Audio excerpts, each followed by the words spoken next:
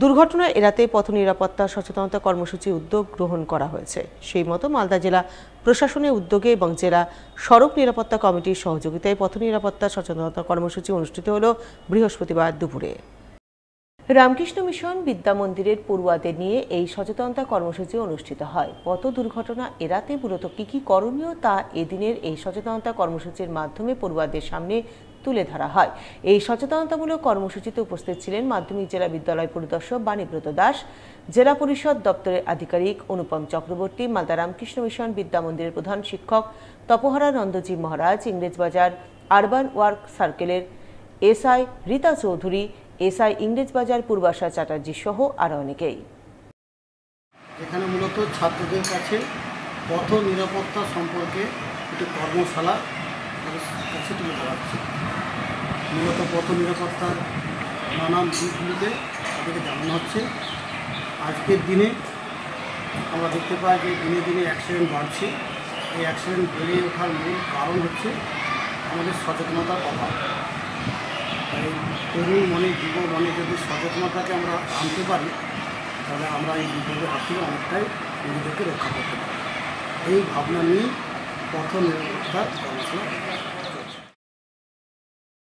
বন্যার জল দেখতে গিয়ে পুকুরের জলে ডুবে মৃত্যু হলো দ্বিতীয় শ্রেণীর এক ছাত্রের। বুধবার সন্ধ্যা নাগাদ ঘটনায় ব্যাপক চাঞ্চল্য ছড়ায় বৈষ্ণবনগর থানার পারদেওয়ানাপুর শোভাপুর গ্রাম পঞ্চায়েতের পরশিপুর গ্রামে। ওই ছাত্রীর নাম মানসী প্রামাণিক। বাবা সঞ্জয় প্রামাণিক একজন ভিন রাজ্যের পরিযায়ী শ্রমিক। জানা গেছে এদিন সন্ধেবেলা বাড়ির পাশে 4-5 জন শিশু বন্যার জল দেখতে গিয়েছিল। ওই সময় অসাবধানতা বশত পা পিছলে পুকুরে পড়ে যায় শিশুটি। তারপর তার সাথে থাকা শিশুরা খবর দেয় তার পরিবারের লোকজনকে। খবর পেয়ে ছুটে যায় পরিবারের লোকজন ও গ্রামবাসীরা। তারপরে খবর দেওয়া হয় বৈষ্ণবনগর থানার কুম্ভীরা ফাঁড়ির পুলিশকে। খবর পেয়ে ঘটনাস্থলে ছুটে আসে বৈষ্ণবনগর থানার কুম্ভীরা ফাঁড়ির পুলিশ এবং ডুবে যাওয়া ওই স্কুল ছাত্রীকে উদ্ধার করে প্রাথমিক চিকিৎসার জন্য বেদ্রাবাদ গ্রামীণ হাসপাতালে পাঠায়। হাসপাতালে কর্মরত চিকিৎসক ওই ছাত্রীকে মৃত বলে ঘোষণা করে। বৃহস্পতিবার মৃতদেহ ময়নাতদন্তের জন্য মালদা মেডিকেল কলেজ হাসপাতালে পাঠানো হয়। পরিবারের একমাত্র সন্তানকে হারিয়ে শোকের ছায়া নেমে এসেছে গোটা এলাকায়। স্কুল থেকে বাচ্চাটা এসে বন্যার জল দেখতে গেছিল।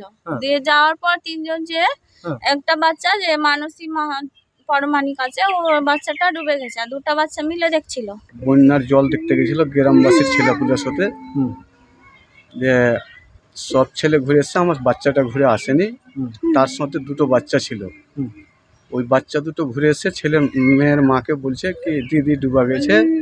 তখন তো বাচ্চার মা গেছে, বেকার পাড়াবর্তীর লোক গেছিল, দিয়ে বাচ্চাকে ঢুঁড়ে খুঁজে বের করেছে। তো বাড়ি নিয়ে এসছে।